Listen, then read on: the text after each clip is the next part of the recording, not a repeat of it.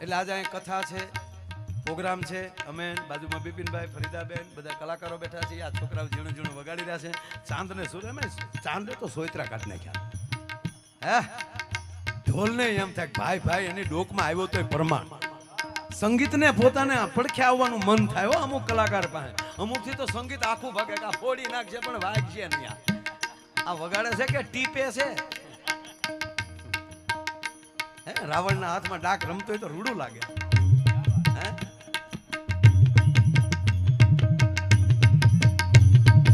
તું બહુ વગાડમાં નગર હું ધૂણવા મળી. હા ભાઈ એક ભવો ધૂણતો હતો, આખું ગામ પગે લાગતું હતું ભુવાને કે દાદા મેં કેદી થાય તો ધૂણતો હતો કે પોહ મહિનામાં કે તારે મારી નાખવા પોહ મહિનામાં તારી માં ટાઈટ પડે તો કે મને સમાહાના મહિના અહીંયા નથી. ગામના કે પેલા મહિના પાકા કે ને પછી ધૂણવાનો દીકરો હતા. આમાં નો ફાવે એ ધંધો ન કરવો.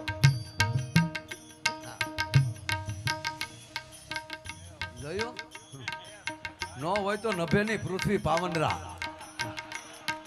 એન્ટ્રી નો હોવાદણો થવા જાય. માપમાં જ રહેવાનું. મોટરસાઇકલ માપે આંકવાની મારા બાપ. સેફટી વગર જીવન નકામું છે. આ વચ્ચે કહી દો હજી એ તે યુવાનોને રોડ ઉપર રખડી છે રોજ જોઈ છે 20-22 વર્ષના છોકરા રીલું બનાવવામાં લીવર દેવામાં સાહેબ મેં ટ્રકના જોટામાં વયા જતા જોયા છે. અને રોડ ઉપર લોહી ઢોળાઈ ગયું હોય અને દુઃખ બાપના હા બિપિનભાઈ ક્યારે થાય એનું લોહી કૂતરા સાડતા હોય. એ યુવાનો તમારી જનેતાને તમારી પહેલી કેટલી વાટ હોય છે. સુભદ્રાને જો પીડા થતી હોય તો આપણી માવુને 20 વર્ષના દીકરાની લાશ ઘરે આવે તો કેવી પીડા થતી હશે. અને એ તમારી ઝીણી એવી વાયડાઈને ભૂલને હિસાબે તમારે લોહી જ ઢોળવું છે ને.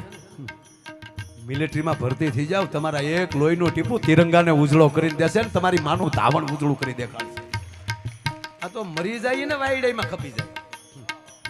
એક જણો હોસ્પિટલમાં બિપિનભાઈ હોસ્પિટલમાં છેલ્લા ડહકા લેતો હતો. આ હાવ પાતળો જોક છે સમજાય તો જ લેજો. હાવ ઝીણો જોક. આ ન્યૂ બ્રાન્ડ છે હાવ.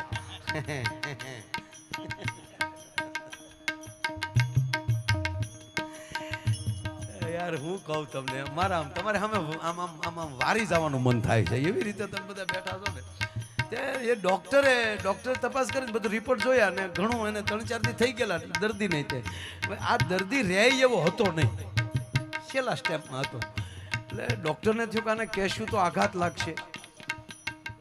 તે દર્દીએ ડોક્ટરને કીધું કાં ડોક્ટર હું ઢીલા પીડ્યા કે ઢીલા તો તારી હાટું પીડ્યા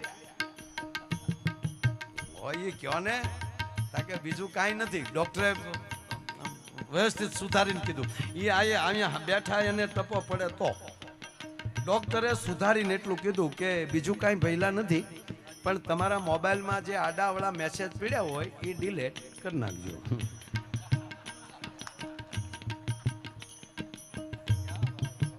બાકી ડિલેટ કરવાનો હવે મોકો છે નહીં. અને સાહેબ આ એક ઝીણી એવી વાત એ મારા બાપ માણસ એ ભૂલ્યું થાય આડાવાળા મેસેજ હોય તો ડિલેટ કરી નાખજો. એનું કારણ મર્યા પછી તો માણસ ખોટું વાંચશે, ખરાબ વાંચશે, ખરાબ નીકળશે કે ઓહો આવો હતો. હે એની કરતા એવું ડિલેટ કરીને આવા કૃષ્ણને ભરી દેજો ધરબી તે મર્યા પછી બાયુને રોયે તો લાગ આવે કે ગયું હાવસડું એક વચ્ચેથી. આ નીતર એમ કે મારો બૂસ મારવા વાળા વૈયા ગયા. અને બેનો તો બેનો છો એ એવા ડાયા છે સાહેબ એ ખરેખર કોઈ ગુજરી ગયો એની ટીકા ન કરે. આપણે તમાકુ સોલતો તો કહી દઈએ એ અમને ખબર છે હતો હવે આ તો એના બાપની શરમે આવવું પડે બાકી એને કોણ ના બેનો નો કે બેનો તો એવી વાતો કરે કેવા હારા હતા કાં બેન. અરે બેન એની વાત ન થાય હો. રોજ દિયાશ ને 3 કોથળી પી જતા પણ ગાય સિવાય બીજું કઈ બોલતા નહીં હો. ત્યાં વળી બીજી બેન શું કે એક પગે ઘોડી ઠગડી હાલતા પણ કેવું રૂડું હાલતા કા. ત્યાં તો વળી બીજી બેન કે નીતિ તો એના બાપની બેન નીતિ રોજ 3 પત્તી રમતા પણ કોઈ દી પાનું સોર્યું નહીં હો. લે આના આના વખાણ ન હોય. તાત વળી બીજી બેન શું કે જેની આય જરૂર એની ન્યાય જરૂર, ન્યા હું બિયર બાર સેડો હાથને જરૂર પડે નહીં સાહેબ. જીવન રૂડું જીવી લેજો. અને ત્રીજી વાત કહું, હા જો આ બેનો લગ્ન ગીત ગાય ને એમાં એક લગ્ન ગીત એવું છે બધા બેનો ગાય, કેતા હોય તો ગાવ એક કડી. ઓર જાજે ઉગમણે દેશ મોર જાજે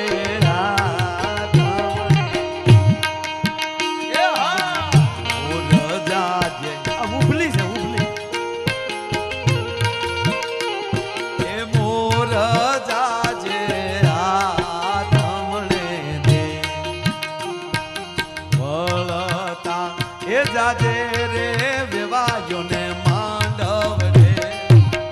મોર જાજે ઉગમણે દેશ, મોર જાજે આથમણે દેશ, વળતા જાજે વેવાય માંડવે. બોલો ઉગમણું ને આથમણું કીધું, ઓતરાતું દખણાતું ન કીધું. કેટલા હોશિયારા. શું કામ બાપુ કેવી સલાહ દીધી. મોર જાજે ઉગમણે દેશ. ભારતનો નકશો લઈ લો તો ઉગમણી દિશાએ ડાકોર છે ગુજરાતનું, આપણે ગુજરાત ગણીએ, અને આખો દેશ ગણી લઈએ તો ઉગમણી દિશાએ જગન્નાથપુરી છે અને આથમણી દિશા એ દ્વારકા છે. એ આથમણી દિશાનો દેવ બેઠો છે. એટલે દીકરીઓ માતાઓ કહે છે વરરાજાને, બેટા પેલા જાત્રા કરી લેજે, અનુભવ કરી લેજે, નુગરો હો તો ગુરુ કરી લેજે, પછી માંડવે આવજે, વળતા આવજે વેવાય ને માંડવે. આવું કીધું. દક્ષિણનું ન કીધું. હું કામ આપણી માવુને ખબર હતી કે દક્ષિણમાં દીવ આવેલું છે, ત્યાં ન કહેવાય મોરલો કળા પૂરી ના આવે ડોહો. હા એ માંડવે જાય એવો નો રે, ઢેક બગલો થી ના આવે. એટલે જે વસ્તુ જ્યારે હારી લાગતી હોય ત્યારે લાગે. એમ આ ગ્રાઉન્ડમાં અત્યારે આપણે બેઠા છીએ, પ્રોગ્રામ છે, તમે બધા છો, અમે છીએ અને અહીંથી બોલીએ છીએ, મજા આવે છે. પણ 5 દી વયા જાય અને અહીંયા કોઈ ન હોય અને અત્યારે રાતે 2:25 હું અહીંયા આવી રાતનો એકલો જમાવું. ભોર બની તણ ગાઢ કરે મન, આખું ભાવનગર કે માયા આયરનું સટકી ગયું. એમ જે વસ્તુ જ્યારે હારી લાગતી હોય ત્યારે લાગે. જન્મતા વેત બાળક રડે તો જ સારું લાગે. હશે સારું છે પણ જન્મતા વેત હશે તો એ સારું ન લાગે. જન્મતા બોલે હું એનું ગામ મૂકીને ડોહ્યું વયું જાય કે આ કોણ આવ્યો ભૂતના પેટનો. રડે તો જ સારું લાગે.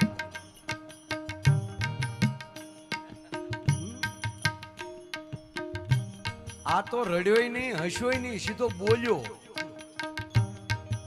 ઝુકેગા નહીં ચાલા. પુષ્પાનો ડાયલોગ બોલ્યો. આ તો નશુ એ રમતો મૂકી દીધો, હાથ વાળી પડી ગયો. આ તો પડ્યો કહેતો હતો બ્રાન્ડ હે બ્રાન્ડ.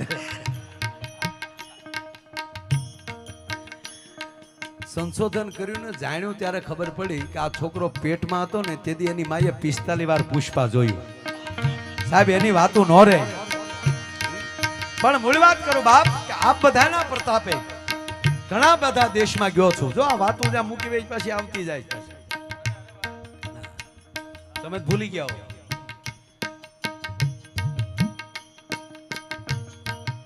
બધા પથ્થર હૃદયના થઈ ગયા છે કે 15-15, 20-20 વર્ષથી એક દિવાલે રહેતા હોય તો કોઈને લાગણી નથી. પણ આ ભારત દેશ જ એક એવો છે કે આ દેશનો બ્રાહ્મણ ધારે ને તો પથ્થરમાં પણ પ્રાણ પૂરીને પ્રેમ કરતા શીખવાડી દે છે. ભલા માણા પથ્થરમાં પ્રાણ પૂરી અને એની અંદર પરમાત્માની પ્રતિષ્ઠા કોઈ કરાવતો હોય તો એ મારા ભારત દેશનો વેદ અને આ દેશનો બ્રાહ્મણ કરાવી શકે છે. માટે આ શરીર છે ને એનો ભરોસો ને આ કૃષ્ણની વાહળી છે. અને જે સુરે વગાડવી વગાડી લેજો બાપ. એ રંગ મોર લડી વાતમાં વહેતી રહે, એ રસ ખેલાને કાનમાં કહેતી રહે, મોર લડી વાતમાં વહેતી રહે. એ આજ મેળે મળેલ પાછા મળશે નહીં. આ હાથમાં નહીં આવે સાહેબ, મેળવી લેજો. અને આપણો આઈનો ભાણે જમાય